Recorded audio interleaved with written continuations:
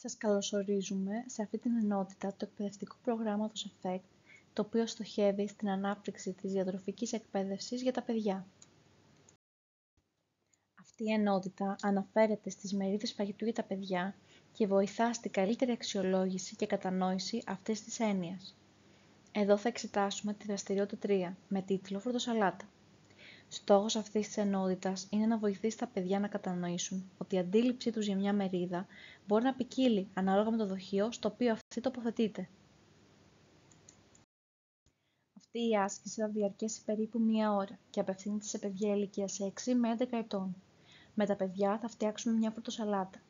Εδώ προτείνονται 2 συνταγές, ανάλογα με την εποχή, καλοκαίρι ή χειμώνας. Μπορείτε να προσθέσετε φρούτα ανάλογα με τη διαθεσιμότητά τους ή επιλέγοντας ντόπια προϊόντα. Αυτή η δραστηριότητα θα μας δώσει τη δυνατότητα να συζητήσουμε για την εποχικότητα των λαχανικών και των φρούτων, τις μερίδες φαγητού και τη σπατάλη τροφίμων. Η δραστηριότητα αυτή χωρίζεται σε 3 μέρη. Το πρώτο αφορά την εποχικότητα. Θα χρησιμοποιήσουμε ένα ημερολόγιο και αυτοκόλλητα. Τα παιδιά θα πρέπει να τοποθετήσουν αυτά τα αυτοκόλλητα στο σωστό μέρος του ημερολογίου. Το πρώτο μέρος περιλαμβάνει την αναγνώριση της εποχής κάθε φρούτου που χρησιμοποιείται στη συνταγή της φρουτοσαλάτας. Ορισμένα φρούτα και λαχανικά είναι διαθέσιμα κατά τη διάρκεια διαφόρων εποχών, όπως το μαρούλι. Αυτή η άσκηση θα μπορούσε να συνδεθεί με τις δραστηριότητες σχετικά με τη βιωσιμότητα και τη σπατάλη τροφίμων. Το δεύτερο μέρος της δραστηριότητας είναι το μαγείρεμα. Τα παιδιά θα καθαρίσουν και θα κόψουν τα φρούτα με τη βοήθεια ενός ενήλικα. Τα κομμένα φρούτα συνδυάζονται για να δημιουργήσουν μια χρωματιστή σαλάτα.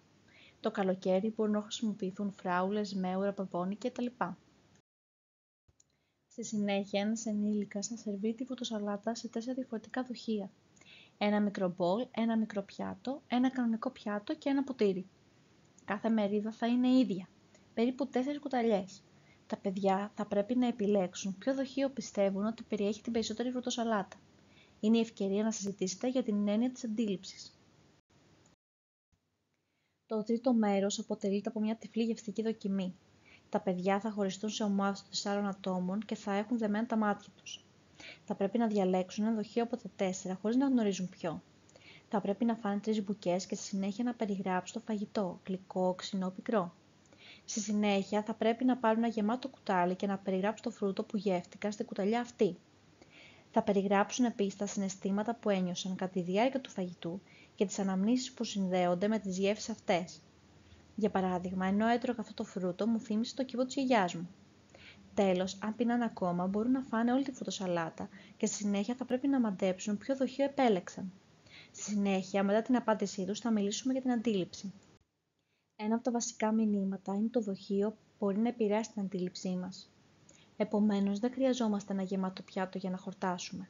Είναι πολύ σημαντικό να αντιλαμβανόμαστε το αίσθημα της πείνας και πρέπει να τρώμε την κατάλληλη ποσότητα για τις ανάγκες μας.